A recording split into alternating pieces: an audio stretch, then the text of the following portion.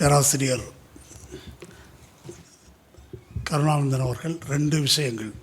ஒன்று, யுஜிசியினுடைய அத்துமீறிய மாநில உரிமையில் தலையிடுகின்ற அதிகாரம். பிறகு நாடாளுமன்றத்தில் வர இருக்கின்ற இந்த விக்சித் பாரத் என்ன அதிஷ்டான், சிக்ஷா அதிஷ்டான், அது யுஜிசிக்கும் சேர்த்து சமாதி கட்டப்போவது, ஒரேடியாக ஒன்றியத்தின் கையில் அதிகாரத்தை குவிப்பது என்ற 2 விஷயங்களை பற்றியும் ஒரு சித்திரமாக தொகுத்து சொன்னார் வரலாற்று ரீதியாக. நான் இந்த அறிமுக உரையில் சொன்னது போல், மாநில உரிமைக்காக போராடக்கூடிய அத்தகைய போராட்டத்தில் ஒரு முன்மாதிரியாக திகழ்ந்து வந்த தமிழ்நாட்டில் கடந்த 60 நாட்களாக என்ன நடக்கிறது, நாம் எதை பேசுகிறோம், ஏன் இது பற்றிய பேச்சு அரசியல் பொதுவெளியில் இல்லை என்பது மிக முக்கியமான ஒரு கேள்வி. இப்போ தாவேக ஆட்சிக்கு வந்த பிறகு முதல்வர் 3 வாட்டி பேசியிருக்கிறார். ஒன்று சட்டமன்றத்தில் இப்படின்னாரு, அது பற்றி பல நாட்கள் விவாதம் நடந்தது. அப்புறம் திருச்சிக்கு போயிட்டு வாயில் நல்லா வருதுன்னாரு, அது பற்றி ஒரு ரவுண்டு விவாதம் நடந்தது. அப்புறம் இப்போ கரூரில் கொத்து பரோட்டான்னாரு, அதை பற்றி ஒரு சுற்று விவாதம். இது இல்லாமல் தாவேகா கட்சியை சார்ந்தவர்களுடைய, அமைச்சர்களுடைய, எம்எல்ஏக்களுடைய குற்றங்கள், அத்துமீறல்கள், அவர் உயர்கல்வித்துறை அமைச்சர் நடனமாடினது, பெண் குழந்தைகளிடம் அவர் தவறான முறையில் நடந்து கொண்டது, இன்னொருத்தர் பாராசிட்டமால் மாத்திரையை நொறுக்கியது, அப்புறம் ஸ்ரீவைகுண்டத்தில் கும்பல் வல்லுறவு செய்த குற்றவாளிகளை பாதுகாத்த ஒரு எம்எல்ஏ, இப்படி பல குற்றச் செயல்கள் குறித்து. இப்போ அடுத்தது லாக்அப் மரணங்கள், படுகொலைகள், இந்த விஷயங்கள் விவாதிக்கப்படுகின்றன. இந்த விஷயங்களை விவாதிக்கக்கூடாதா என்றால் கட்டாயம் விவாதிக்கணும். ஆனால் இதற்குள்ளேயே அரசியல் விவாதம் என்பது அமிழ்த்தப்படுகிறது. இது ஒரு வகையில் தேர்தல் பிரச்சாரத்தில் ஒன்றியத்துக்கும் மாநிலத்துக்கும் இடையிலான முரண்பாடு, தமிழ்நாட்டுக்கு மட்டுமல்ல, டெல்லி அதிகாரத்துக்கும் மாநில உரிமைக்கும் இடையில் தான் போராட்டம் என்று திமுக சார்பில் முன்வைக்கப்பட்ட போது அவர் அதெல்லாம் பிரச்சனை இல்லை, பாசிசமாவது பாயாசமாவது, பிரச்சனை என்பது என்ன அப்படின்னாக்கா பெண்களுக்கு பாதுகாப்பு இல்லை, போதை மருந்து நடமாட்டம், ஊழல், இதெல்லாம் தான் பிரச்சனை, மற்றதெல்லாம் இஷ்யூவே கிடையாது என்பது அவர்களுடைய பிரச்சாரமாக இருந்தது. அந்த பிரச்சாரம் குறிப்பிட்ட அளவுக்கு மக்கள் மத்தியில் ஒரு செல்வாக்கு செலுத்தியது, வெற்றியும் பெற்று விட்டார்கள். எப்படி வெற்றி பெற்றாங்க அதுக்குள்ளே போக வேண்டாம் நம்ம. இப்போ இந்த தேர்தல் வெற்றிக்கு பின்னால் இந்த மாநில உரிமை குறித்த அரசியல், அதாவது பாசிச எதிர்ப்பு அரசியலை பேசுவதா வேண்டாமா? பேராசிரியர் குறிப்பிட்டது போல் இப்போ ஆட்சியில் பங்கு, அதிகாரத்தில் பங்கு போயிடுச்சு. ஆனால் இதை யார் பேசுவது, பேசணுமா வேண்டாமா என்ற கேள்விக்கு ஏறத்தாழ நான் அறிந்த வரையில் திராவிட முன்னேற்றக் கழகத்தின் ஆதரவாளர்கள் கூட அதெல்லாம் வேணாங்க, இந்த சீரியஸான அரசியல்னால் எவன் கேட்குறான், நம்ம இந்த பிரச்சனையை பேசுவோம், என்னெல்லாம் நம்மளை பற்றி சொன்னாங்களோ அதில் இவங்க எப்படி செய்கிறாங்க, அதில் நடந்திருக்கின்ற தோல்விகள், அதையும் முன்னிலைப்படுத்தி பேசுவோம், அதுதான் மக்களிடம் எடுபடும், அதில்தான் தேர்தலில் வெற்றி பெற முடியும் என்பது போல ஒரு கருத்து. இன்றைக்கி இந்து நாளேட்டில் ஒரு நடுப்பக்க கட்டுரை வந்திருக்குது. அந்த நடுப்பக்க கட்டுரை என்ன சொல்லுதுன்னா, ஜென்சியினுடைய மொழி வேறு, அந்த மொழியை ரொம்ப எஃபெக்டிவாக தாவேகா கையாண்டிருக்கிறதுன்னு போற்றி எழுதப்பட்டது அந்த கட்டுரை. அது வெறும் மொழி பற்றிய பிரச்சனை அல்ல, என்ன பாலிட்டிக்ஸ், அந்த அரசியலினுடைய உள்ளடக்கம் என்ன, அந்த உள்ளடக்கம் ஏதோ சரியாக இருந்தது போல் சித்தரிக்குது. அப்போது இந்த அரசியல் நீக்கம் செய்யப்படும் நிலைக்கே ஒரு முற்போக்கு சாயம் உருவாக்கப்படுது. இன்றைக்கி பார்த்தேன், சதீசன் கேரளா முதலமைச்சர் இங்கே தாவேகா சொன்ன அதே ஸ்டாண்ட் பாயிண்ட்டை சொல்கிறாரு. We don't want confrontation with centre. யார்? காங்கிரஸ் முதலமைச்சர். இன்றைக்கி அந்த ஹிந்து கட்டுரையில் ஒரு முக்கியமான point, Gen Z doesn't want confrontation.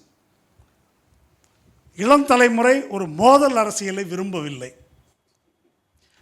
இது ஒரு நரேட்டிவ், இது ஒரு பார்வை. உரிமைக்கு போராட வேண்டாம், அட்ஜஸ்ட் பண்ணி போனோம், அதுதான் ஜென்சியின் விருப்பம், அதுதான் இளம் தலைமுறையின் விருப்பம்.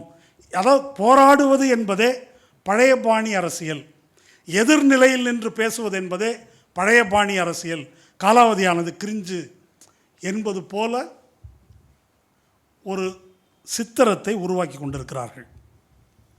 அப்போது இதை எப்படி பார்ப்பது?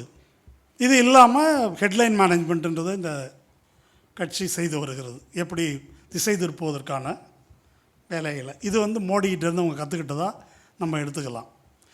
இந்த சூழலில்தான் அதிகாரத்தை ஒன்று குவிக்கின்ற இந்த மோடி அரசினுடைய நடவடிக்கை எந்த விதமான கேள்வியும் இல்லாமல், தடையும் இல்லாமல் அரங்கேறி கொண்டிருக்கிறது.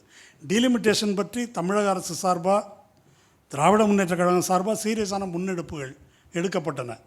நாட்டளவில் எல்லா கட்சிகளையும் கூட்டி இது ஒரு பிரச்சனையாக பேசியிருக்கிறோம்.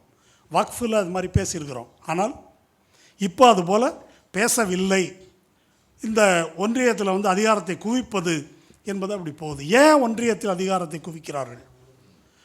பேராசிரியர் சொல்லும்போது இந்த அதிகார வர்க்கம், யூஜிசியில் அமர்ந்திருக்கக்கூடிய ஆதிக்க சாதிகளைச் சேர்ந்த அதிகார வர்க்கத்தினுடைய இயல்பான சிந்தனை முறையே அப்படி தான் இருக்குது, அதிலிருந்து இது வருது அப்படின்றது ஒரு பாயிண்ட் சொன்னார். ஆனால் பிஜேபி ஏன் இதை செய்கிறது யோசித்து பார்த்தால், ஒரு 35 விழுக்காடு வாக்கு வாங்கியிருக்கிறாங்க.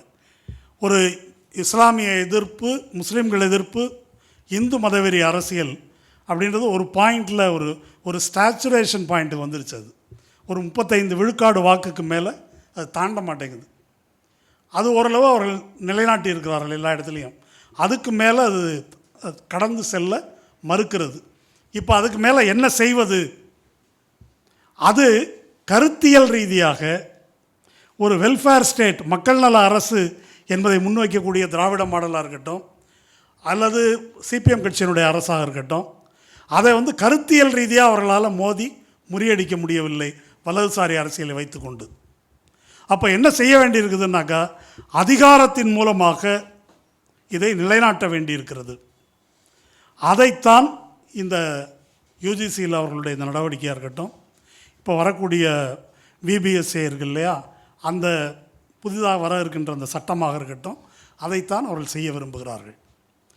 இந்த ஒன்றியத்தில் அதிகாரத்தை குவிப்பது என்பது அவர்களுடைய பார்வையில் ஒரு வாதத்துக்கு எடுத்துக்கொண்டால் அது நேர்மறையான விளைவுகளை எப்போதாவது ஏற்படுத்தி இருக்கிறதா, அப்படி ஏற்படுத்திய அனுபவம் இருக்கிறதா என்றால் கிடையாது. தமிழ்நாடு கிராஸ் என்ரோல்மெண்ட் ரேஷியோவில், அல்லது தமிழ்நாடு, கேரளா போன்ற மாநிலங்கள் அடிப்படை கல்வி கட்டமைப்பை உருவாக்குவதில், கல்வி அறிவை பரப்புவதில் முன்னணியில் இருக்குது. ஒன்றிய அதிகாரம் என்பதை குவித்து வைத்து கொண்டிருக்கின்ற காங்கிரஸோ பாரதிய ஜனதா கட்சியோ அதை செய்யவில்லை. ஏன் இங்கே நடந்தது, ஏன் அங்கே நடக்கவில்லை? ஒரே விதமான சட்டங்கள் தான் அமலில் இருந்திருக்குது. அவங்க ஏன் செய்யலை, இங்கே ஏன் செய்தார்கள் என்றால் அதற்கு 3 காரணங்கள் சொல்லலாம். ஒன்று, இதை செய்வதற்கான ஒரு சோஷியல் மூமெண்ட், சமூக இயக்கம் இங்கே இருந்தது.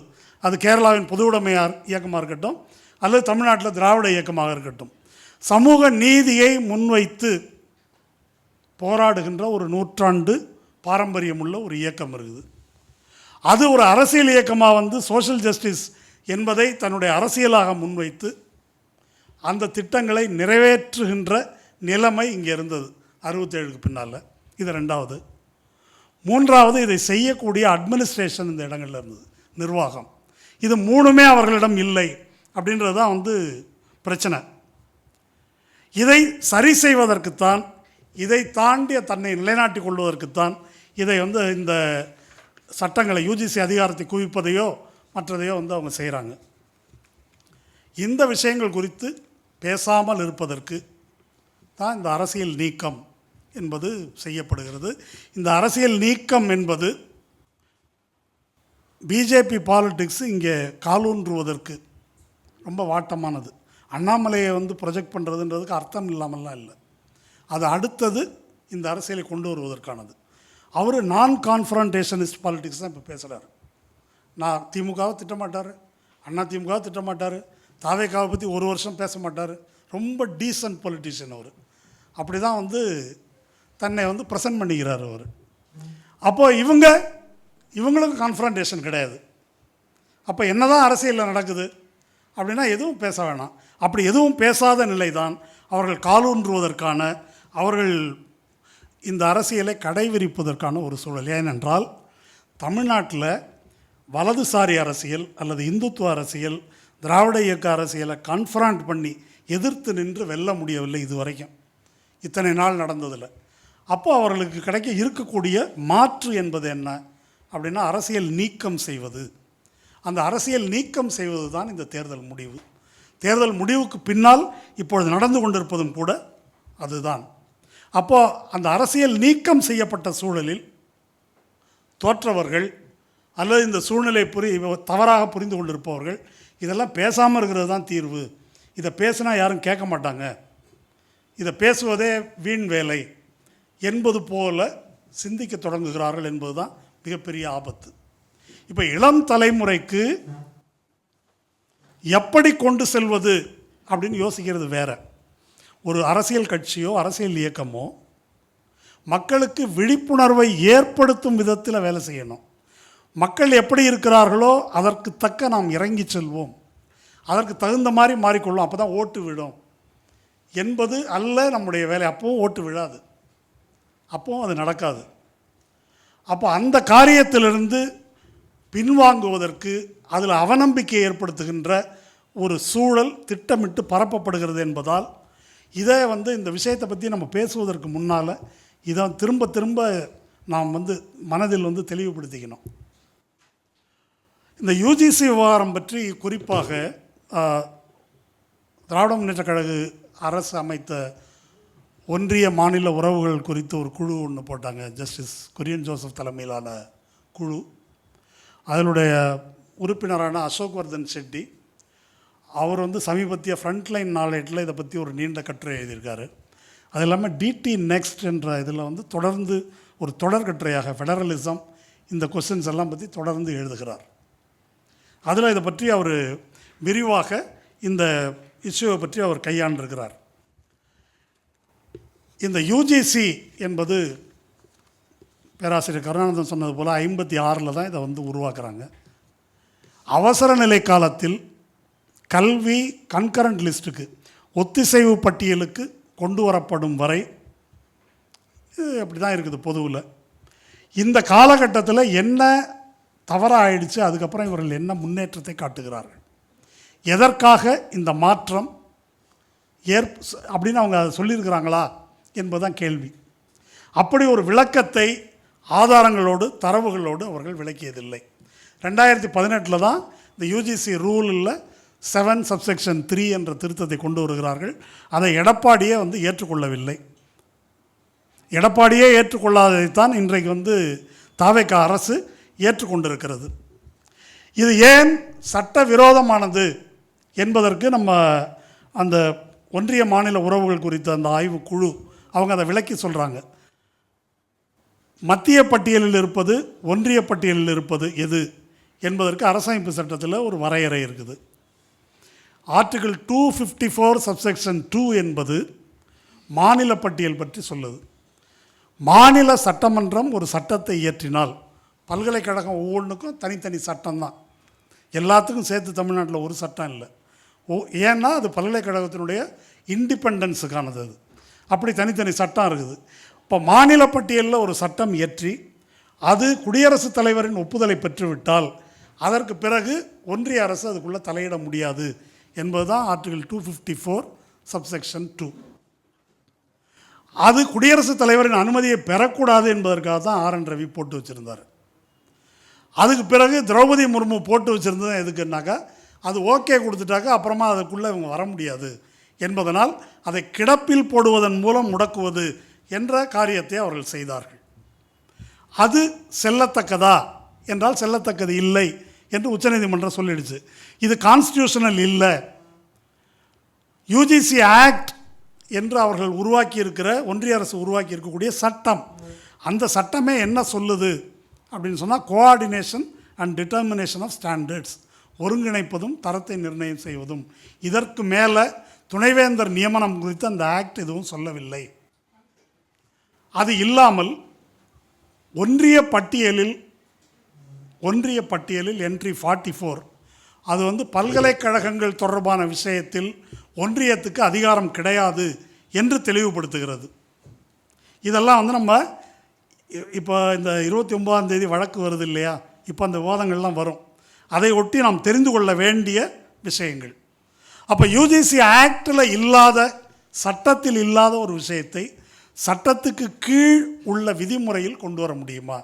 கான்ஸ்டியூஷன் இருக்குது, அதுக்கு பிறகு நாடாளுமன்றம் அல்லது சட்டமன்றம் இயற்றுகின்ற சட்டம் இருக்குது, அதற்கு பிறகு இயற்றப்பட்ட அந்த சட்டத்தின் அடிப்படையில் வகுக்கப்படுகின்ற விதிமுறைகள் இருக்குது. இப்போ அந்த விதிமுறை மாநில அரசு இயற்றுகின்ற சட்டத்திற்கு மேல் செல்வாக்கு செலுத்த முடியுமா என்பது தான் திரும்ப திரும்ப எழுப்பப்படுகின்ற கேள்வி. இந்த கேள்விக்கு நம்முடைய நீதிமன்றங்கள் 2 விதமாக குழப்பமாக தீர்ப்புகளை அளித்திருக்கிறார்கள்.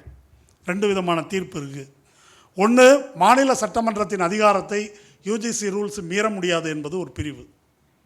இன்னொரு பிரிவு தீர்ப்புகள் எப்படி சொல்கிறாங்கன்னா, அந்த யூஜிசி ரூல்ஸ் என்பது நாடாளுமன்றத்தின் முன் வைக்கப்பட்டு விட்டதால் அது ஒன்றியத்தின் சட்டமாக அது அப்படி கருதப்பட வேண்டும்.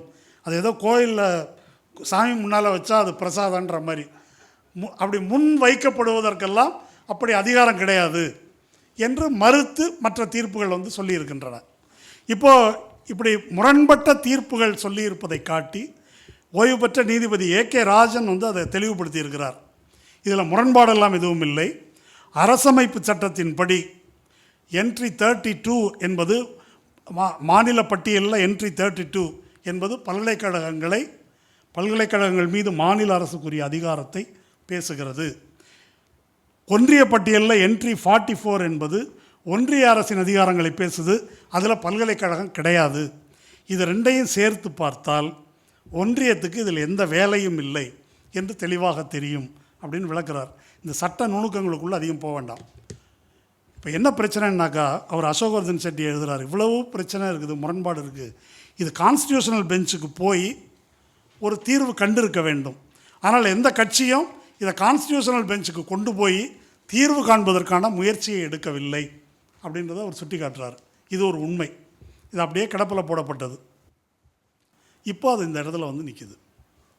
இது மானியக்குழு என்று சொல்லிக்கொள்வதற்கான அருகதை இருக்கா? அதுக்கு பேர் மானியக்குழுன்னு சொல்கிறாங்களே. முக்கியமான டேட்டா ஒன்று அவர் சொல்கிறார். 2014-15 இந்த பல்கலைக்கழக மானிய குழுவுக்காக ஒதுக்கப்பட்ட தொகை 8,905 கோடி ரூபாய். 2014-15 மோடி அப்போ தான் வர்றார். அந்த 8,905 கோடி ரூபாயில் பல்கலைக்கழகங்கள் 2 விதம். சென்ட்ரல் யூனிவர்சிட்டி, மாநிலங்களுடைய ஆளுகையின் கீழ் இருக்கிற பல்கலைக்கழகங்கள். இந்த 8,905 மாநிலங்களுக்கு வந்தது 1,185 கோடி. அதாவது இதில் 13 விழுக்காடு தான் மாநிலங்களுக்கு, 87 விழுக்காடு சென்ட்ரல் யூனிவர்சிட்டிக்கு தான் போயிருக்குது. இந்த 13 விழுக்காட்டை நம்ம எல்லாருக்கும் பிரிச்சுக்கணும். எல்லா மாநிலங்களுக்கும் இந்த 1,185 கோடி இதான் இவங்க கொடுக்குற மானியம். சரி, இது 2014-15. 2025-26 இந்த 8,905 கோடி ரூபாய் என்பது 3,336 கோடி ரூபாயாக குறைந்திருக்கிறது. 1/3 வந்துருச்சு. அதில் மாநிலங்களுக்கு வழங்கப்படுவது 62 கோடி, அதாவது 2%. 62 கோடி தமிழ்நாட்டுக்கு இல்லை, எல்லா ஸ்டேட்டுக்கும் சேர்த்து. இது ஒரு மானிய குழு, இவன் அதிகாரத்துக்கு நம்ம கட்டுப்படணும். இது எவ்வளோ பெரிய கேலி கூத்து! இது ஒரு மிஸ்நாமர். அப்படி ஒரு மானிய குழுன்னு சொல்வதற்கான அருகதை கிடையாது. முட்டாளுக்கு ஞானதேசிகன்னு பேர் வைக்கிற மாதிரின்னு இதுக்கு அது மானிய குழு என்று சொல்லிக்கொள்வதற்கு கிடையாது. அதே போல் அவர்களுக்கான அதிகாரம் என்பது அதிகபட்சம் போனால் கிராண்ட் கொடுக்க மாட்டேன்னு சொல்கிறதுக்கு மேலே வேறு அதிகாரம் கிடையாது. இப்படிப்பட்ட ஒரு யூஜிசி, சட்ட ரீதியாகவே இப்படிப்பட்ட ஒரு நிலை. அப்படி இருக்கும்போது அந்த நாமினியை நான் ஏற்றுக்கொள்ளுகிறேன், 5 பேர் போட்டுக்கிறோம், ஆளுநர் அதை தீர்மானிக்கட்டும் என்று இந்த அரசு ஏன் சொல்கிறது? அப்படி சொல்லிட்டாக்கா அதில் அவங்க சொல்கிற ஒரு வாதம் என்னென்னா, எப்படியும் நம்ம தானே மெஜாரிட்டி, 5ல் 3 மெஜாரிட்டி, ஒன்று ஆளுநருடைய நாமினி, ஒன்று யூஜிசி நாமினி, ஒன்று சிண்டிகேட் நாமினி, ஒன்று கவர்மெண்ட் நாமினி, இன்னொரு நாமினி நமக்கே கொடுக்குறாங்க. இப்போ 3 தானே மெஜாரிட்டி அப்படின்னு இவர்கள் பேசுகிறார்கள். அர்த்தமற்றது. அது நியமிக்கின்ற அதிகாரம் யாருக்கு இருக்குது? ஆளுநருக்கு தான் இருக்குது. அப்போ இந்த பல்கலைக்கழக துணைவேந்தரை, ரொம்ப தரமான ஒரு துணைவேந்தரை நியமிக்கின்ற அதிகாரம் பொருந்திய ஆளுநர் இருக்கார்ல, அவருடைய தகுதி என்னன்னாக்கா 35 வயசாகிருக்கணும், இந்திய குடிமகனாக இருக்கணும். அதுக்கு மேலே எந்த அருகதையும் எந்த கல்வி தகுதியும் கவர்னருக்கு வேண்டும் என்று அரசமைப்பு சட்டம் சொல்லலை. கைநாட்டாக இருந்தால் கூட ஓகே தான். அவர் துணைவேந்தரை தீர்மானிக்கலாம். அப்போ இப்போ இன்றைக்கி துணைவேந்தர்கள் எப்படி நியமிக்கப்படுகிறார்கள் நமக்கு தெரியும். கேரளாவுடைய உதாரணத்தை நான் சொன்னேன். துணைவேந்தரால் ஆளுநரால் நியமிக்கப்பட்ட துணைவேந்தர்கள் 3 பேர் மோகன் பகவத் பங்கேற்ற RSS நூற்றாண்டு விழாவில் பங்கேற்றிருக்கிறார்கள். அப்போ ஆளுநரால் எந்த துணைவேந்தர், எப்படிப்பட்ட துணைவேந்தர் நியமிக்கப்படுவார் என்பதற்கு அதிகம் விளக்கம் தேவையில்லை. அந்த துணைவேந்தர் என்ன மாதிரி ஆசிரியர்களை, என்ன மாதிரி ஊழியர்களை கொண்டு வருவார், என்ன மாதிரியான பாடத்திட்டம் வரும் என்பதெல்லாம் நம்ம சொல்ல தேவையில்லை. அப்படி துணைவேந்தரையே நியமிக்கலான்னா அப்புறம் செனட்டு, சிண்டிகேட்டு எல்லாத்தையும் தலையிடுவார்கள். எல்லாவற்றிலும் அவர்கள் தலையிட முடியும் என்பதுதான் நிலை. இப்போ இந்த நிலைக்கு ஏற்றுக்கொள்வதை நோக்கித்தான் தற்போது தாவேகா அரசு கொண்டு வர இருக்கின்ற இந்த சட்ட திருத்தம் வழிவகுக்குது. இதை பற்றி ஏன் அதிகம் பேசணும்னா, இப்போ கூட்டணி கட்சின்னு கொஞ்சம் பேர் போயிருக்கிறாங்க. இவங்கெல்லாம் இந்த கேபினெட்டில் இதுவரைக்கும் யாரும் பேசலைங்க. நான் சொல்வது போல் SFI ஒரு அறிக்கை விட்டுருக்குறாங்க. இதுவரைக்கும் ஒருவேளை அந்த தவறாக இருந்து திருத்தலாம். CPI, CPM, VCK, இந்த விஸ்வநாதன் இப்படி பேசியிருக்கிறாரு. அதை கண்டித்து யாருமே பேசலை, அதை எதிர்த்து யாரும் பேசலை. என்றால் இது இன்றைக்கி செய்தி என்னென்னா, CPIயும் கேபினெட்டில் பங்கேற்க போகுது அப்படின்ற மாதிரி ஒரு செய்தி உலாவது. அது எவ்வளோ உண்மைன்னு தெரியல. அப்போ இவர்கள் எதுவுமே பேசலை அப்படின்னா என்ன செய்ய நினைக்கிறார்கள்?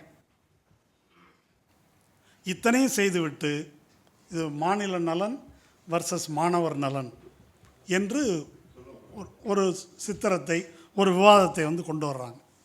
அப்போ இதுவரைக்கும் தமிழ்நாடு அடைந்திருக்கின்ற முன்னேற்றம் என்பதெல்லாம் மாநில உரிமையின் காரணமாக, மாநில அரசு, தேர்ந்தெடுக்கப்பட்ட ஒரு மாநில அரசு ஒரு கொள்கையை அமல்படுத்த முடிந்த காரணத்தினால தான் இந்த நம்ம லிட்ரஸியில் மேலே இருக்கிறதோ, கிராஸ் என்ரோல்மெண்ட் ரேஷியோவோ, ஸ்டெம் கிராஜுவேட்ஸ் அதிகம் இருக்கிறதோ, அல்லது மருத்துவர்கள் அதிகம் இருக்கிறதோ, அல்லது கல்வியில் பல திட்டங்கள் அறிமுகப்படுத்தப்பட்டிருப்பதோ, இது எல்லாமே எப்போ சாத்தியமாகுதுன்னாக்கா மாநில அரசுக்கு கொள்கை வகுக்கின்ற அதிகாரம், அதற்காக நிதி ஒதுக்கீடு செய்ய முடிகின்ற அதிகாரம், இதெல்லாம் இருக்கும்போது மட்டும்தான் அது சாத்தியமாகிறது. அதை ஒரேடியாக முடிவுக்கு கொண்டு வருவது என்ற நோக்கத்தில்தான் இந்த விக்சித் பாரத் சிக்ஷா அதிஷ்டான் என்பது இப்போது நாடாளுமன்றத்தில் வரப்போகுது. அது என்ன கதியாக போகுதுன்னு எனக்கு தெரியல. அது பற்றிய போதிய விவாதம் நடக்காமல் இருப்பது பெரும் கவலையை தருகிறது. இது 20ஆம் தேதி வரப்போகுதுன்றதுனால இதை பற்றி நாம் தெரிஞ்சு கொள்ளணும். முதல் பாயிண்ட்டு, 3 UGCயை அது மூட்டை கட்டிடுது. அடுத்தது all India council for technical education, அதையும் மூடிடுறாங்க. அப்புறம் national council for teachers education, அதையும் மூடிடுறாங்க. அடுத்தது கவுன்சில் ஃபார் ஆர்கிடெக்சர், அதையும் மூடிடுறாங்க. இதெல்லாம் கிடையாது, எல்லாம் சேர்ந்து ஒரே அமைப்பு. அது இந்த VBSA இந்த அமைப்பு. இதில் ஏற்கனவே UGCயில் 12 உறுப்பினர்களில் 10 பேர் அகடமிக்ஸ், அரசால் நியமிக்கப்பட்டவர்களாக இருந்தாலும் 2 பேர் அதிகாரிகள். இப்போ 5 பேர் அதிகாரிகள், 7 பேர் கல்வியாளர்கள் இப்போ மாற்றத்தில். அது இல்லாமல் மெம்பர் செக்ரட்டரி தலைவர். கிளாஸ் 47 என்ன சொல்லுதுன்னா, இந்த bill empowers the centre to over rule the commission. ஒரு கமிஷன் நியமிக்கிறாங்க, ஆனால் ஒன்றிய அரசு இவங்க எடுக்கிற முடிவை ஓவர் ரூல் பண்ண முடியும். அந்த முடிவு சரியில்லை என்று மோடி அரசு கருதினால் அதை ஓவர் ரூல் பண்ணலாம். அடுத்து clause 24 allows government to remove members chairman, யாராக இருந்தாலும் 24 யாரை வேணால் எப்போ வேணால் நீக்கலாம். இவ்வளோ தான் அதனுடைய இறையாண்மை. அதுக்கு அடுத்தது VCயை பற்றி அது என்ன சொல்லுது? எனக்கு தெரிஞ்ச வரைக்கும் VC பற்றி அதில் எதுவும் சொல்லலை. அது அந்த இடம் பிளாங்காக இருக்குது. ஆனால் அது எலிஜிபிலிட்டி ஓவராலாக இதை நிர்வாகம் செய்யக்கூடிய சூழல் பற்றி சொல்வதற்கு அதற்கு இருக்கின்ற அதிகாரம் இதையெல்லாம் வச்சு பார்க்கும்போது அவங்க சொல்லாத ஒரு ஆள் விசியாக வர முடியாது. விசிக்கான தகுதியை வந்து அவங்க கொண்டு வந்துடுவாங்க. அதிகாரம் என்பது இங்கே இருக்கும். அதனால் அவன் சொல்கிறவனை தவிர வேறு யாரும் இங்கே விசியாக வர முடியாது என்ற சூழல் அதில் ஏற்படும். அடுத்து டீம்டு யூனிவர்சிட்டின்னு ஒன்று கிடையாது.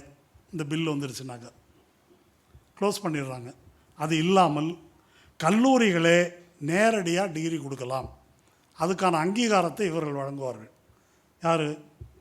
விபிஎஸ்ஏ நேரடியாக வழங்கும். அந்த மாதிரி மாற்றம்.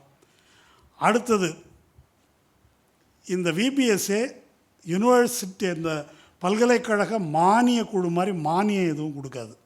என்ன செய்யணும்னு மட்டும்தான் சொல்லும். அப்போ செலவுக்கு என்ன செய்கிறது அது நீங்களே பார்த்துக்க வேண்டியதான். செலவை கல்லூரிகளே பார்த்து கொள்ள வேண்டும். செலவை கல்லூரிகளே பார்த்துக்கணும், ஃபினான்ஷியல் ரிசோர்ஸை தேடிக்கொள்ள வேண்டும் என்றால் அதனுடைய விளைவு என்னவாக இருக்கும்? ஸ்டூடெண்ட் ஃபீஸ் வந்து ஏறும். ஸ்டூடெண்ட் ஃபீஸ் ஏறினதுனால என்ன விளைவு ஏற்படும்? ஒடுக்கப்பட்ட சமூகங்களிலிருந்து வருகின்ற மாணவர்கள், எஸ்சி, ஓபிசி, எஸ்டி பிரிவுகளிலிருந்து வருகின்ற மாணவர்கள் படிக்க முடியாது. அல்லது அடாத இதுக்கு வந்து எஜுகேஷன் லோன் வாங்கணும், கட்ட முடியாமல் தவிக்கணும். ஆக முன்ன கட்டாய இலவச கல்வி என்பது இருப்பதற்கு முந்தைய காலத்துக்கு, வெள்ளைக்காரன் காலத்துக்கு கொண்டு போகிறது, ரிவர்ஸில் கொண்டு போகிறது. பணம் இருக்கிறவங்க மட்டும்தான் படிக்க முடியும் என்பதை நோக்கி தள்ளி செல்வது. அடுத்தது ரிசர்ச், ஆய்வு தொடர்பான விஷயங்களுக்கு அதை முழுக்க என்ன செய்கிறாங்கன்னா இண்டஸ்ட்ரியோடைய ப்ரையாரிட்டிக்கு ஏற்ப அப்படி தள்ளி விட்டுறாங்க. அப்படி அவர்களுடைய தேவைக்கு ஆய்வு. அமெரிக்காலெலாம் இப்படி தான் இருக்குது. அந்த மாதிரி அவர்களுடைய தேவைக்கு அவங்கள்ட்டேருந்து ஃபண்டு வாங்கிட்டு தான் ஆய்வு செய்யணும். அதனுடைய விளைவு என்னவாக இருக்கும்? அதனுடைய விளைவு என்னவாக இருக்குன்னா ஹியூமனிட்டிஸ், ஃபிலாசபி, எத்திக்ஸ், இதுக்கெல்லாம் எவனாவது பணம் கொடுப்பானா? இதெல்லாம் வருமானத்துக்கு உள்ளதில்லை. ஒரு கிரிட்டிக்கல் திங்கிங் இதில் தான் வரும். அதிகாரத்தை கேள்விக்குள்ளாக்குகின்ற, சமூக நீதி பேசுகின்ற, நியாய அநியாயம் பற்றி பேசுவது, இதெல்லாம் ஹியூமனிட்டிஸ் யார் வந்து பேசுகிறாங்களோ அங்கேருந்து தான் வரும்.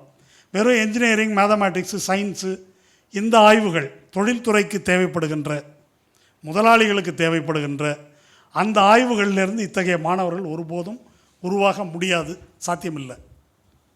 அப்போ நிதி ஒதுக்கீடு என்பதை பொறுத்த வரைக்கும் இதுதான்.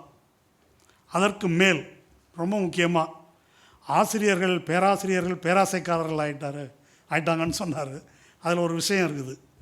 ஒன்றிய பல்கலைக்கழகங்களுடைய சங்கம் வந்து இதை எதிர்த்துருக்குது. முக்கியமாக அவங்களுடைய கவலை என்ன அப்படின்னா யூஜிசி சொல்லக்கூடிய சர்வீஸ் கண்டிஷன்ஸ் எல்லாம் எடுத்துடுறாங்க. இப்போ அந்தந்த காலேஜை அதை வகுத்து கொள்ளலாம். அதன் பொருள் என்ன அப்படின்னாக்கா கேஷுவலைசேஷன் ஆஃப் அகடமிக் லேபர். இன்றைக்கி எப்படி கான்ட்ராக்டில் இருக்கிறாங்களோ அதை அங்கங்கே அவங்க பார்த்துக்கலாம். அப்போது கல்வியாளர்கள், பேராசிரியர்கள் எனப்படுவோருக்கு எந்த கௌரவமான ஊதியமோ அது கிடையாது. அவங்களும் வந்து நிரந்தரமான கான்ட்ராக்ட் பணியாளர்களாக்கப்படுவார்கள். அடுத்தது ஆய்வு. பேசும்போது ஒன்று சொன்னார், ஆளுநர் வந்து தலையிட்டார் எதை பேசுவது எதை பேசக்கூடாது என்பது பற்றி. சமீபத்தில் ஒரு விஷயம் ரிப்போர்ட் ஆகிருக்கு. ஜாமியா மில்லியா இஸ்லாமியா யூனிவர்சிட்டி, அங்கே ஒரு தலித் பேராசிரியர், அந்த பேராசிரியர் தன்னுடைய வகுப்பு மாணவர்களுக்கு ஆய்வுக்கான பொருளாக ஒன்று சொல்கிறார். அது என்னென்னா இந்தியாவில் சிறுபான்மை முஸ்லீம்களுக்கு எதிரான தாக்குதல்கள், அதை பற்றி ஒரு கட்டுரை வரைக, ஒரு ஆய்வு கட்டுரை வரைக அப்படின்னு அவர் சொல்கிறார். இதை சொன்னதற்காக அவர் சர்வீஸ்லேருந்து சஸ்பெண்ட் பண்ணப்பட்டிருக்கிறார். அவர் மேலே அது ஏன் சஸ்பெண்ட் பண்ணுறாங்கன்னாக்கா it is unbecoming of an academic. ஒரு கல்வியாளருக்கு உரிய முறையில் அவர் நடந்து கொள்ளவில்லை. எது? இந்த ஆய்வு பொருளை கொடுத்ததற்காக. அப்போ பல்கலைக்கழகங்கள் சுதந்திரமாக தமது ஆய்வு பொருளை தீர்மானிக்க முடியாது. அபூர்வானந்தன் டெல்லி ப்ரொஃபஸர் வயரில் ஒரு கட்டுரை எழுதியிருக்காரு. அது இன்னும் டேஞ்சரஸாக இருக்குது வட இந்தியாவில். பேராசிரியர்கள் உரையாற்றும் போது மாணவர்கள் ஆடியோ ரெக்கார்ட் பண்ணுறாங்க. ஒரு வார்த்தை ஏதாவது எக்ஸ்ட்ரா போட்டாக்கா அவர் மேலே கிரிமினல் கேஸே வரும். அதனால் கிளாஸில் பேசும்போது பயப்பட வேண்டியிருக்கிறது. ஒருவேளை மோடி அரசை விமர்சித்தோ, வலதுசாரி விஷயத்தை விமர்சித்தோ, அல்லது இந்த சித்தாந்தத்தை விமர்சித்தோ ஒரு பேராசிரியர் பேசினால் அவருக்கு என்ன நேரும் என்று சொல்ல முடியாது. ஆடியோ பதிவு பண்ணுறாங்க, அதனால் பேசும்போதே நாக்கை உள்ளே இழுக்குதுன்றார். இதெல்லாம் ஏற்கனவே நிலவுகின்ற சூழல். இப்போ இந்த பில் சட்டமாக மாறினால் நேரக்கூடியது என்ன என்பதை நாம் எல்லாரும் யோசிச்சுக்கலாம். எதிர்கால தலைமுறை எப்படி இருக்கும் என்பதை நம்ம யோசித்து பார்க்கலாம். ரெண்டாவது, யூஜிசி இப்போ ஏற்கனவே இந்த விபிஎஸ்ஐ பில் வருவதற்கு முன்னாலேயே யூஜிசி தனக்கு கீழே இருக்கக்கூடிய பல்கலைக்கழகங்களில் ஒரு இந்தியன் நாலெட்ஜ் சிஸ்டம் என்ற அதன் அடிப்படையில் ஆய்வுப் பொருள்கள், பாடத்திட்டங்கள் இதையெல்லாம் வந்து அறிமுகப்படுத்தியிருக்குது. கல்வி காவிமயமாதல் பற்றி தோழர் சொன்னார். சில ஆண்டுகளுக்கு முன்னால் அரவிந்தன் நீலகண்டன் என்று வலதுசாரி சிந்தனையாளர்னு சொல்லலாம், அவரை சொல்லிடலாம், சிந்தனையாளர் ஒருத்தர் ஒரு நூல் எழுதினார், இந்திய அறிதல் முறை அப்படின்னு சொல்லி. அறிதல் முறையிலேயே இந்திய அறிதல் முறைன்னு ஒன்று இருக்குது அப்படின்னு சொல்லி ஒரு நூல் வெளியிட்டார். அதுக்கு மத்திய அமைச்சர்கள்லாம் வந்திருந்தாங்க, ஒன்றிய அமைச்சர்கள்லாம். இப்போது இது வந்து இந்தியன் நாலெட்ஜ் சிஸ்டம் அப்படின்னா என்ன, இந்தியன் நாலெட்ஜ் சிஸ்டம் அப்படின்னு ஒன்று இருக்குதா அப்படின்னா என்ன என்பதற்கு எந்த விளக்கமும் சொல்லப்படவில்லை.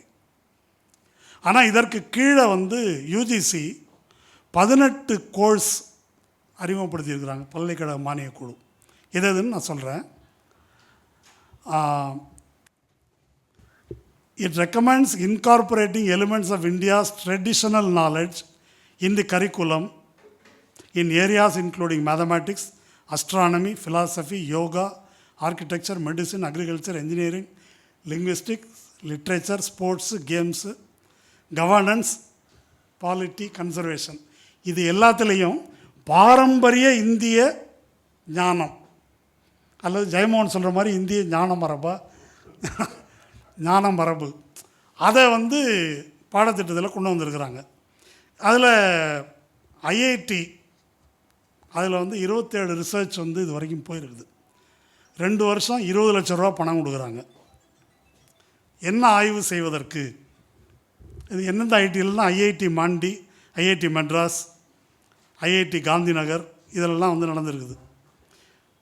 தலைப்பு என்ன அப்படின்றது ரொம்ப முக்கியம். தலைப்பு வந்து ஐஐடி மாண்டியில் முக்கியமான தலைப்பு மறுபிறவி பற்றி. கான்ஷியஸ்னஸ் அண்ட் வெல்பீயிங், அதில் ரீஇன்கார்னேஷன் என்பது ஒரு ஆய்வுக்கான ஐஐடி தலைப்பு. அது என்னங்க ரீஇன்கார்னேஷன்லாம், மறுபிறப்பெல்லாம் ஒரு ஆய்வு பொருளாக வைக்கலாமா அப்படின்ற கேள்விக்கு ஒரு அருமையான பதில் சொல்லியிருக்கிறாங்க.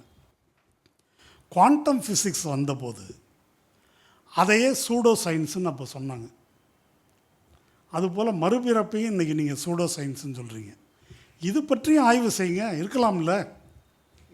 இது இன்னொரு அறிதல் முறை. இது முன்ன பின்னவீனத்துவ கோஷ்டி வந்து இது மாதிரி பேசிகிட்டு இருந்தாங்க ஃபிலசாபிக்கலாக.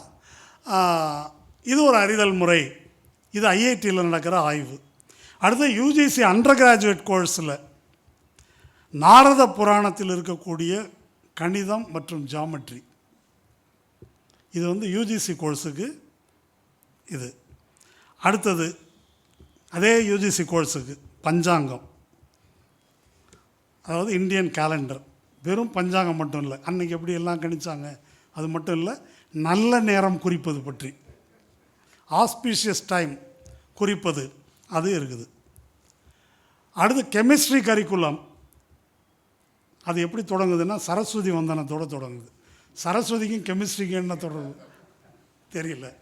அது வந்து சரஸ்வதி வந்தனத்தோடு தொடங்குது. பிறகு கௌட்டில்யரின் அர்த்த சாஸ்திரம், பகவத்கீதை, இதெல்லாம் லெசன்ஸ் ஆஃப் லீடர்ஷிப். வி த லீடர்ஸுக்கு வந்து பயன்படும் நினைக்கிறேன். லெசன்ஸ் ஆஃப் லீடர்ஷிப்புக்கு கௌடில்யன் அர்த்த சாஸ்திரம் இருக்குது. அப்புறம் Vedic architecture to create healthy indoor environment. Vedic வேத காலத்தில் ஏது ஆர்கிடெக்சர் எனக்கு புரியல. பர்ணசாலை தான், ஓலை குடிசைகள் தான். இப்போது என்ன வேதிக் ஆர்கிடெக்சர் அது. அது எதுக்குன்னாக்கா இது மாதிரி வெல்பீயிங்க்கு, ஹெல்த்தி என்விரான்மெண்ட்டுக்கு. அடுத்தது தற்கொலை எண்ணத்தை தடுப்பதற்கு வேதிக் சொல்யூஷன். அதை தடுப்பதற்கு வேதத்தில் சொல்லியிருக்கக்கூடிய தீர்வுகள். இதோட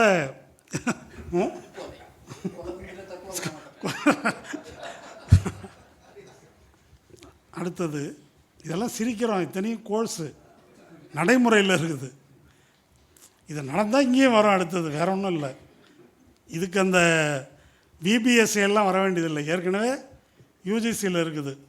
ஏன் இப்போது கோவையில் ஒரு தாவேக்கா எம்எல்ஏயா அவங்க வந்து ஜோசியத்தில் டாக்டரேட் வாங்கியிருக்கிறேன்னு சொன்னாங்களே. ஓகே. அடுத்தது வந்து automated question answering system for Ramayana. ராமாயணத்துக்கு கொஸ்டின் ஆன்சர் சிஸ்டம் ஆட்டோமேட்டட். இது ஒன்று. அதுக்கப்புறம் கட் மைக்ரோப் வயிற்றுக்கு வந்து உள்ள பாக்டீரியாஸ், நல்ல பாக்டீரியா, இதெல்லாம் செய்வதற்கு சாத்வீக உணவு எந்த வகையில் பயன்படுகிறது இல்லையா? இதெல்லாம் இப்போது இதை நாம் வந்து எப்படி பார்ப்பது? இது வந்து நான் அங்கங்கே படித்து திரட்டினது. இதில் இன்னும் என்னெல்லாம் இருக்குதுன்னு தெரியல. இன்னும் விசித்திரமானதெல்லாம் சொல்கிறாங்க. சில அமைச்சர்கள்லாம் புஷ்பக விமானத்திலேருந்து விமானம் வந்துச்சு. இந்த அனுராக் தாக்கூர்னு ஒரு அமைச்சர் இருக்கார். அதாவது இந்த கோலி மாரம் சாலோங்கா அப்படின்னு சொல்லி சிஏஏ ப்ரொட்டஸ்ட்டில் பேசினவர், யாரும் சுட்டு தள்ளுங்கன்னு. அவர் ஒரு அரிய கண்டுபிடிப்பை மாணவர்கள்ட்ட பேசியிருக்கார். அதாவது விண்வெளியில் முதல்ல பறந்தது நீல் ஆம்ஸ்ட்ராங் இல்லை, அனுமார்னு சொல்லியிருக்காரு. அப்போது இந்த மாதிரி விவகாரங்கள் இது வரும். இப்போ இதை எப்படி எடுத்துக்கொள்ள, இந்தியன் நாலெட்ஜ் சிஸ்டம் என்பது உண்மையிலே எப்படி இருந்திருக்கிறது? ஆக பெரும்பான்மையான உழைக்கும் மக்களுக்கு நாலெட்ஜை மறுப்பது தான் இந்தியன் நாலெட்ஜ் சிஸ்டம். சூத்திர பஞ்சம மக்களுக்கு அதில் ரொம்ப முக்கியமானது என்ன? அது ஏதோ அந்த ஜாதியில் பிறந்தவர்கள்ன்றதிலிருந்து அல்ல நம்ம சொல்வது, உழைப்பிலிருந்து அறிவை பிரிப்பது. இந்த நாடு நாசமாக போனதுக்கு அதான் காரணம். இது நம்ம இந்த மருத்துவக் கல்லூரியில் ஒரு இது கொண்டு வந்தாங்க இல்லையா, உறுதிமொழி ஏற்பது. ஆமாம், சரக சங்கீதையிலேருந்து உறுதிமொழி எடுக்க வேண்டும் மருத்துவக் கல்லூரியில்னு ஒரு பிரச்சனை வந்தது. அப்போ தான் இதை பற்றி பேசியிருக்கிறோம். அதாவது மருத்துவர்கள் எனப்படுபவர்கள் நாவித சமூகத்தைச் சேர்ந்தவர்கள். அது நம்ம ஊரில் தான் இப்படி இருக்குதுன்னு இல்லை. மனுஸ்மிருதியில் நாவிதர்களுக்கு பேர் அம்பஸ்த என்று பெயர், மருத்துவர்களுக்கும் அதான் பேர் மனுஸ்மிருதியில். நியாயமாக அந்த நவீன மருத்துவ கல்வி வரும்போது அந்த தொழிலில் இருந்த மக்களுக்கு முன்னுரிமை கொடுத்து அவர்களை மருத்துவர்களாக்கி இருந்தாக்கா இந்த நாடு விளங்கியிருக்கும். இது ஒவ்வொரு துறைக்கும் நம்ம வந்து பொருத்தலாம். ஆனால் மருத்துவர்களை பற்றிய மனுஸ்மிருதியினுடைய பார்வை என்ன? மருத்துவன் கையால் சோறு திங்கிறதும் தொழுநோயாளி கையால் சோறு தின்பதும் ஒன்று. மருத்துவன் தொட்டாக்க 3 வாட்டி குளிக்கணும்னு இருக்குது. இதுதான் மருத்துவர்களை பற்றிய மனுஸ்மிருதியின் பார்வை. இது ஒரு சான்று. பார்ப்பனர்கள் ஏற்கலப்பை தொடக்கூடாது, இதெல்லாம் இருக்கு இல்லையா, அது போல். அப்போ உழைப்பை தீண்டத்தகாததாக, இழிவானதாக கருதுவது, அவங்களுக்கு நாலெட்ஜ் தேவையில்லை, அறிவிலிருந்து அவர்களை விலக்கி வைப்பது என்பது தான் இந்திய அறிவு மரபு என்பதில் இருந்திருக்கு ஒன்று. ரெண்டாவது, இந்திய அறிவு மரபு அப்படின்னு ஒன்று இருக்குதா, அதை அப்படி சொல்ல முடியுமா அப்படின்றது முக்கியமான கேள்வி. இந்திய அறிவு மரபுன்னு ஒன்று இருக்குதா? அப்படி கிடையாது. பல இனங்கள், பல மொழிகள், பலவிதமான மக்கட்கூறுகள் இங்கே இருக்குது. முரண்பட்ட பல அறிவு மரபுகள் இருக்குது. இப்போ கேரளா கவர்மெண்ட்லேருந்து நியமித்த ஒரு கமிஷன், ஒரு நம்ம பிரபாத் பட்நாயக் அவர் தலைமையில் நியமிக்கப்பட்ட ஒரு குழு இதை ஆட்சேபம் தெரிவித்து எழுதியிருக்கிறாங்க. இதில் எப்படி பௌத்த சமண மரபுகள், இஸ்லாமிய மரபுகள் விலக்கப்பட்டிருக்கின்றன இந்திய அறிவு மரபிலிருந்து. தமிழ் மரபு அது விலக்கப்பட்டிருக்குது. அப்போ இந்திய மரபுன்னு அவர்கள் எதை சொல்கிறாங்கன்னா, 1000 ஆண்டுகளுக்கு முன்னால், மோடி சொல்கிறாருல 1000 ஆண்டு அடிமைத்தனம்னு, முகலாயர்கள் உள்ளே வர்றதுக்கு முன்னால் இந்தியா பொற்காலம். அதுக்கு முன்னால் இருந்தது தான் இந்திய அறிவு மரபு என்பதிலே வரும் என்பது தான் அவர்கள் முன்வைப்பது. அந்த வகையில் சமஸ்கிருத அடிப்படையில் அல்லாத, பார்ப்பனிய அடிப்படையில் இல்லாத எதுவும் இந்திய அறிவு மரபு என்பதில் அவர்கள் சேர்க்கவில்லை என்பது ரொம்ப முக்கியமானது. இப்போ இதெல்லாம் பாடத்திட்டத்தில் கொண்டு வரும்போது ஒரு என்ன விளைவு ஏற்படுது, ரொம்ப முக்கியமான ஒரு பிரச்சனை இதில் என்ன அப்படின்னாக்கா, சயின்ஸையும் சூடோ சயின்ஸையும் ஒன்றாக்குறாங்க. இது முக்கியமான பிரச்சனை. சூடோ சயின்ஸுன்னா என்ன, இது ஆர்எஸ்எஸ்காரங்க தான் செய்கிறாங்கன்னு இல்லை, முன்னோரெல்லாம் மூடர்கள் அல்லன்னு ஒரு குரூப் இருக்குல்ல, என்ன அந்த குரூப் ஏற்கனவே அந்த காரியத்தை செஞ்சிட்ருக்கிறாங்க. நம்மளே டெலிவரி பார்க்கலாம், நம்மளே அதை பண்ணலாம், ஜோசியத்தில் கேன்சரை குணப்படுத்தலாம், இந்த மாதிரி பலது இருக்குது இல்லையா. அந்த மாதிரி இங்கே தமிழ்நாட்டிலே இருக்குது அந்த மாதிரி செட்டு. அப்போது இந்த சூடோ சயின்ஸையும் ஒன்றாக்குகிறார்கள். ரெண்டாவது, சுதந்திரமான சிந்தனை என்பது இதன் மூலமாக தடுக்கப்படுகிறது. என்ன சிந்திக்கணும் அப்படின்றத அவங்க டிசைட் பண்ணுறாங்க. அடுத்தது, கேரளா மினிஸ்டர் ஒருத்தவங்க எழுதியிருக்கிறாங்க, ராமராஜ்யம் இருக்கு இல்லையா, அதை எதோட கம்பேர் பண்ணுறாங்கன்னாக்கா, இப்போது கார்ப்பரேட் சோஷியல் ரெஸ்பான்சிபிலிட்டியோட கம்பேர் பண்ணுறாங்க. ராமராஜ்யத்தை அரசுக்கு அது எப்படி இருக்கணும், அதோட கண்டினியூவேஷன் தான் இந்த கான்செப்ட் என்று அதை நிறுவுகிறார்கள். அடுத்தது, ஒரு மைத்தாலஜி, இப்போ நம்ம பேசணும் இல்லையா, அனுமார் பறக்கிறாரு, விமானம் பறக்குது, இந்த மித்தையும் சயின்ஸையும் இணைப்பது. நம்ம உடம்பில் 8 சக்கரமோ 10 சக்கரமோ இருக்குது, அப்புறம் குண்டலினி இருக்குது, இதெல்லாம் ஒரு ஆள் அறுத்து பார்த்துருக்குறான் ஏற்கனவே, உள்ளே எங்கே இருக்குது சக்கரம், பாடி புணத்தை தான் அறுத்து பார்த்துருக்குறான். அதையும் இப்போ நவீன விஞ்ஞானத்தையும் ஒன்றுபடுத்துவது, வரலாற்றில் பித்தலாட்டம் செய்வது. வரலாற்று பித்தலாட்டம் எந்த அளவு பித்தலாட்டம் அப்படின்னா, இந்திய விடுதலை போராட்டம் பற்றி சாவர்கருடைய புத்தகம் என்ன, அது சேர்க்கப்பட்டிருக்குது. அதில் முகலாயர்களுடைய பங்களிப்பு விளக்கப்பட்டிருக்குது. இப்போது அக்பர் காலத்திலேயே அவர் இதில் சான்ஸ்கிரிட்டில் இருந்த பாஸ்கராச்சாரியாவுடைய லீலாவதி என்ற நூலை ஒரு கணித நூல், அதை அரபிக்கில் மொழிபெயர்க்கிறாரு. இந்தியாவினுடைய முதல் எழுதப்பட்ட வரலாறு அல்பெருனி. அவர் பெரிய சான்ஸ்கிரிட் ஸ்காலர், கஜினி முகமது அவையில் இருந்தவர். கஜினி முகமதை வேறு காரணத்துக்கு தான் நமக்கு தெரியும். அவர் இந்தியா முழுவதும் சுற்றுப்பயணம் செய்து அன்றைய இந்தியாவின் வரலாற்றை தொகுத்திருக்கிறார். இப்போ இவங்களுடைய இந்த கான்ட்ரிபியூஷன் ஒரு பெரிய பட்டியல் இருக்குது. அவுரங்கசீப்புடைய தம்பி தாராஷிகோ தான் கீதை உள்ளிட்ட நூல்களை ஏற்கனவே வெள்ளைக்காரனுக்கு முன்னால் பர்ஷியனில் அரபிக்கில் மொழிபெயர்த்தவர். இந்த மாதிரி அவங்களுடைய கான்ட்ரிபியூஷன் எல்லாமே அதில் இருட்டடிப்பு செய்யப்பட்டிருக்கு. அதே போல் பக்தி இயக்கம், சாதி மறுப்பு இயக்கம், அது அம்பேத்கர்லேருந்து பெரியார்லேருந்து அது எல்லாமே இதிலேருந்து ஒதுக்கப்படுது. இது எல்லாம் பட்டியல் போட்டு போகலாம். இது எல்லாம் சேர்ந்து ஒரு மெசேஜை நமக்கு சொல்லுது. பல்கலைக்கழகங்கள் என்பது சுதந்திரமாக சிந்திப்பதற்கான தளமாக இருக்கணும், அதற்குரிய சுதந்திரம் அதற்கு வழங்கப்பட வேண்டும். இப்போ இந்த மாற்றங்கள் எதை கொண்டு வருது அப்படின்னாக்கா, சுதந்திரமாக சிந்திப்பது என்பதற்கு பதிலாக இவர்கள் சொல்லக்கூடிய ஒரு இந்து தேச பெருமிதம், அந்த பெருமிதத்துக்கு விசுவாசமாக இருக்கணும். அந்த பெருமிதத்துக்கு முரணான எதையும் நீங்கள் சொல்லக்கூடாது. அந்த காலத்தில் பெரியார் எடுத்துக்கிட்டால் அதான் இருக்குது. முட்டாள்தனங்களை அவர் பட்டியல் போடுறாரு, ஏன்னா அறிவு இல்லாமல் இருக்குது. அப்போது அந்த அறிவின்மையை பற்றி பரிசீலிக்கக்கூடிய எதையும் பேசக்கூடாது, எல்லாமே ஏற்கனவே இருந்தது என்று பேச வேண்டும். இதெல்லாம் இப்போ யூஜிசி கொண்டு வந்திருக்குன்றதால நம்ம ஐஐடியினுடைய காமகோடி இருக்கார்ல, அவர் சொல்லியிருந்தார் இல்லையா, மாட்டு மூத்திரத்துக்கு சிறந்த மருத்துவ குணங்கள் இருக்குதுன்னு. எதில் அவராக சொல்லலை, நேச்சர் மேகசின்லேயே வந்திருக்குது அப்படின்னு சொன்னார். அதில் ஒரு மேட்ரு என்னன்னு கேட்டால், அது நேச்சர் மேகசின் மாட்டு மூத்திரத்தை ஆய்வு செஞ்சுருக்கிறாங்க. அதில் ஹார்ம்ஃபுல் பாக்டீரியா, கெட்ட பாக்டீரியாக்கள் என்ன இருக்குது, நேர்மறையானது என்ன இருக்குது அப்படின்னு சொல்லியிருக்காங்க. விசேஷம் என்ன அப்படின்னு சொன்னாக்கா, மாட்டு மூத்திரம் மட்டும் இல்லாமல் கழுத மூத்திரம், குதிரை மூத்திரம், ஒட்டக மூத்திரத்தையும் ஆய்வு செஞ்சுருக்கிறாங்க. அதை நம்ம காமகோடி சொல்லலை. அதுலேயும் நல்லது எது கெட்டது எதுன்றது விளக்கப்பட்டிருக்குது அந்த நேச்சர் மேகசினில்.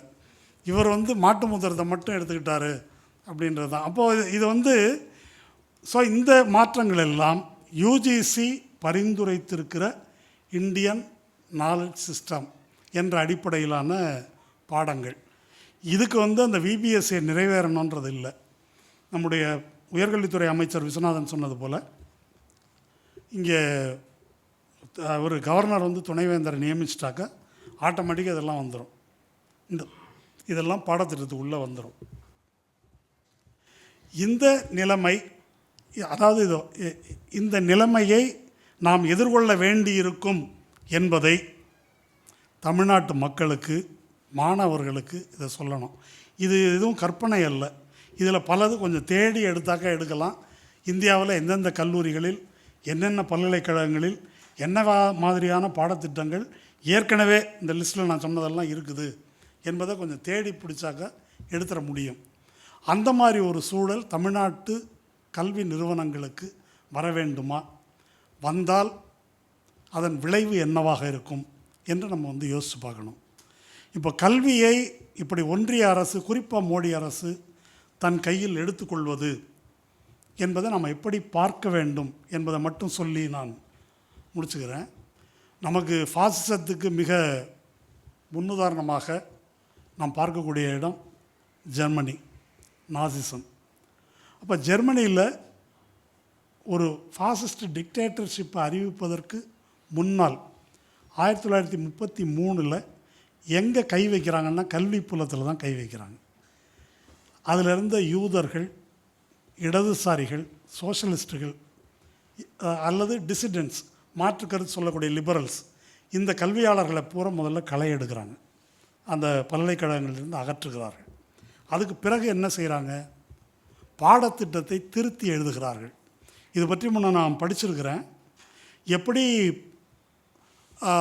ஜெர்மானியர்கள் தான் தூய ஆரியர்கள், மிச்ச பேரெல்லாம் ஒரு அரை வளர்ச்சியில் இருக்கிற குரங்குகள் என்பதெல்லாம் பாடத்திட்டத்தில் தான் வந்திருக்குது. அது சும்மா ஏதோ நாசிக்கள் மட்டும் தனியாக பேசிக்கிட்டாங்கன்றதல்ல, பாடத்திட்டத்திலேயே அதெல்லாம் கொண்டு வரப்பட்டது. அப்போ பாடத்திட்டத்தை இந்த மாதிரி ஒரு சூடோ சயின்ஸு அல்லது தேசியவாத, தேசவெறி, ஃபாசிஸ்ட் அரசியல் என்ற அடிப்படையில் பாடத்திட்டத்தை திருத்தி எழுதுகிறார்கள். இதெல்லாம் எப்போ நடக்குது அப்படின்னா, ஒரு முழு நிறைவான ஃபாசிச சர்வாதிகாரமாக மாறுவதற்கு முன்னால் நடக்குது. அப்போ இதெல்லாம் என்ன, இது எப்படி சொல்லுவாங்க அப்படின்னாக்கா, இது ஃபாசிசம் என்பது இந்த விஷவாயு முகாம் கேம்பில் தொடங்கலை, இந்த மாதிரி ஃபார்மில் தான் தொடங்குதுன்னு சொல்லுவாங்க. இப்படி தான் இந்த திருத்தங்கள் தொடங்குகின்றன. இப்படி தொடங்கியதன் விளைவாகத்தான் ஒரு சமூகத்தில் இருக்கக்கூடிய ஒரு இளம் தலைமுறை, கணிசமான மக்கள் அப்படி மாற்றி அமைக்கப்படுகிறார்கள். எப்படி மாற்றி அமைக்கப்படுகிறார்கள்? பச்சை படுகொலை செய்வதற்கு, மில்லியன் கணக்கில் யூதர்களை அல்லது பிற நாட்டு மக்களை கொலை செய்வதற்கு கொஞ்சம் கூட வருத்தப்படாத, குற்ற உணர்ச்சி கொள்ளாத அப்படி ஒரு தலைமுறையை உருவாக்குகிறார்கள். இந்த கல்வி என்பது நம்முடைய இளைய தலைமுறையை அப்படி மாற்றி அமைக்கும். அன்கிரிட்டிக்கல், நம்ம சுயமரியாதை மண், பெரியார் மண் என்று சொல்லிக் கொள்ளுகிறோம். பெரியாருடைய முத்திரை வாக்கியம் என்ன? நான் சொல்லுகிறேன் என்று நம்பாதே, உன்னுடைய சொந்த அறிவை கொண்டு யோசித்து எது சரின்னு படுதோ அதை நம்பு என்று சொல்லக்கூடிய, என்று பயிற்றுவித்த ஒரு மண்ணில் இந்த பகுத்தறிவுக்கு எதிரான இந்த சிந்தனை பரவுமானால், இது புதுசாக பிஜேபி தான் கொண்டு வரணுன்றது இல்லை. ஏற்கனவே நம்ம ஊரில் அதுக்கு போதுமான அளவு களம் இருக்குது. ரொம்ப எளிய உதாரணம் கரூர். கான்ஸ்பிரசி தியரி அப்படின்றது எடுபடுதுனாலே அந்த சமூகம் அறிவுபூர்வமாக சிந்திக்க முடியாத, எளிதில் இதுக்கெல்லாம் பலியாகக்கூடிய சமூகமாக இருக்கிறது என்று பொருள். அந்த கான்ஸ்பிரசி தியரியை நம்புகிறவங்க கணிசமாக அமெரிக்காலையும் இருக்கிறாங்க, இங்கேயும் இருக்கிறாங்க. அமெரிக்காவில் அவங்க ட்ரம்ப்புக்கு ஓட்டு போட்டிருக்கிறாங்க, இங்கே தாவேக்காவுக்கு ஓட்டு போட்டிருக்கிறாங்கன்னு வச்சுக்கலாம். அப்போது அந்த சிந்தனை முறைக்கு என்ன பொருள்? தரவுகள் அடிப்படையில் விவரங்களை பரிசீலித்து பார்க்காமல் முன் அபிப்பிராயங்களின் அடிப்படையில் சொல்லப்படும் எதையும் ஏற்றுக்கொள்வது. அப்போ அதை சொல்வதற்கு இதெல்லாம் நம்ம ஊரில் நீங்கள் மருத்துவர்கள் மத்தியிலே போனாலே நாட்டு வைத்தியர் மாதிரி பேசுகிற மருத்துவர்கள்லாம் இருக்கிறாங்க. அப்போது நாட்டு வைத்தியம் நமக்கு எதிரி அல்ல, பாரம்பரிய மருத்துவம் நமக்கு எதிரி அல்ல. அது சயின்டிஃபிக்காக அது நிரூபிக்கப்படணும், எவிடன்ஸ் அடிப்படையில் நிரூபிக்கப்படணும். அது ஒரு யுனிவர்சல் ட்ரூத்தாக இருக்கணும். அந்த மாதிரி ஒரு அறிவியல் பூர்வமாக நிரூபிக்கப்படுவது என்றால் என்ன என்பதே தெரியாத நிறைய பேர் இருக்கிறாங்க. நானே மருத்துவர்கள்ட்ட அந்த காலத்தில் சார் எல்லாம் ஹெல்த்தியாக இருந்தாங்க, இது மாதிரி டாக்டர் பேசுகிறார். இது சீமான் பேசுனாக்க நமக்கு பிரச்சனை இல்லை. ஒரு மருத்துவர்கள் பேசுகிறாங்க, அந்த காலம் எப்படி இருந்தது, எவ்வளோ ஊட்டச்சத்து பற்றாக்குறை இருந்தது, எத்தனை காலத்துக்கு உயிர் வாழ்ந்தார்கள், லாஞ்சவிட்டி இருந்ததா, வயது எவ்வளோ குறைவாக இருந்தது. இது வந்து ஒரு எம்டி மருத்துவர் வந்து இதை பேசுகிறாரு. அந்த காலத்தில் அப்படி இருந்தாங்க. அப்போது இதுக்கு என்ன பொருள்? அந்த மாதிரி ஒரு சிந்தனை அடித்தளம் இருக்கும்போது பாரம்பரிய பெருமிதம் என்ற பெயரில் எதை வேண்டுமானாலும் கடைபிடிக்க முடியும், அதையும் இதையும் எளிதில் முடிச்சு போட முடியும். அப்போ இது மாதிரி நம்பக்கூடியவர்கள், அறிவுபூர்வமாக சிந்திக்காதவர்கள் இடையில் ஒரு ஹேட் பாலிட்டிக்ஸ், வெறுப்பு அரசியல் வெகு எளிதில் பரவும். இப்போ திராவிட முன்னேற்ற கழகத்துக்கு எதிராக காரண காரியங்களை அடுக்கி சொல்லி இன்ன காரணத்துக்காக நீங்கள் இதை புறக்கணிக்க வேண்டும் என்று தாவேக்கா நியாயமாக சொல்லியிருந்தால் ஒரு பிரச்சனையும் இல்லை. நமக்கு பொதுவாக தீய சக்தி அப்படின்னு சொல்லி நம்ப வைக்க முடியுது என்றால் என்ன பொருள்? இதுக்கும் வந்து இஸ்லாமிய எதிர்ப்பு வெறுப்பு அரசியலுக்கும் என்ன வேறுபாடு? இப்போ இந்த மாதிரி சிந்திக்கக்கூடியவர்கள் வெறுப்பு அரசியலுக்கு பலியாக மாட்டார்கள் என்பதற்கு என்ன கேரண்டி, என்ன உத்தரவாதம்? இதை சொன்னால் நம்பக்கூடியவர்கள், அதை சொன்னால் ஏன் அதை விட இன்னும் அதிகமான வாய்ப்பு அதில் தான் இருக்குது, நம்ப வைப்பதற்கான வாய்ப்பு. அப்போ இதை நம்ம எப்படி பார்க்கணும்? சும்மா யூஜிசி கல்வி திட்டம் அப்படி அல்ல. இது ஒரு தலைமுறையை எப்படி சிந்திப்பது என்பதற்கு மாற்றுவதற்கான முயற்சி தான் இது.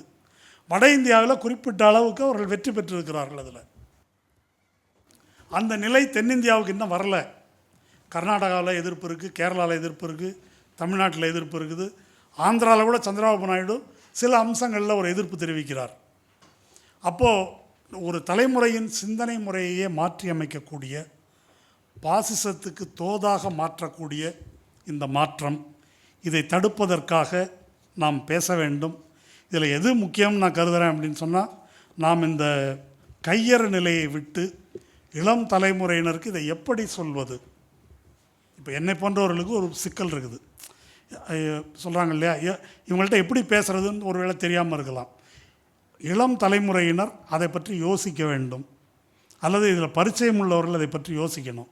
இப்படி இந்த அபாயங்களை சுட்டி காட்டக்கூடிய, உண்மையான அரசியலை பேசக்கூடிய ஒரு சூழல், தைரியமாக தயக்கமின்றி இதை நாம் பேச வேண்டும். ஒரு தேர்தல் அரசியல் ஆதாயம் என்ற வரம்புக்குள்ளே நின்று இதை பேசினா ஜெயிக்கலாம், அதை பேசினா ஜெயிக்க முடியாது என்று பேசுவது தற்கொலை முயற்சி. அது அவங்களுக்கே கூட, திராவிட இயக்கத்துக்கே ஒரு தற்கொலை முயற்சி இதை பேச முடியாதுன்னாக்க. பெரியார் என்ற ஒரு மனிதர், திராவிட இயக்கம் அப்படி அதை பேசுகிறாவிட்டால் அதுக்கு பின்னால் அது அரசியல் இயக்கமாக மாற்றி வெற்றி பெறுவதற்கான அடித்தளமே கிடையாது. அல்லது ஆரம்பகால திராவிட முன்னேற்ற கழகம் இதையெல்லாம் பேசுகிறாவிட்டால் வெற்றி பெறுவதற்கான அடிப்படை கிடையாது. இன்றைக்கி ஒரு அரசியல் நீக்கம் செய்யப்பட்ட ஒரு சூழல், அரசியல் நீக்கம் செய்யப்பட்ட நிலையை ஒரு பாசிட்டிவான, முற்போக்கான, நாகரிகமான ஒரு சூழலாக கருதும் நிலை உருவாக்கப்படுகிறது. இதற்கு எதிராக என்ன மையமான பிரச்சனை என்பதை முன்வைத்து நாம் பேச வேண்டும். வாய்ப்புள்ள வழிகளிலெல்லாம் பேச வேண்டும். நன்றி. உன் கடவுளை விட, உன் சாஸ்திரத்தை விட, உன் முன்னோரை விட, உன் வெங்காயம் விளக்கமாத்தை விட உன் அறிவு பெருசு, அதை சிந்தி.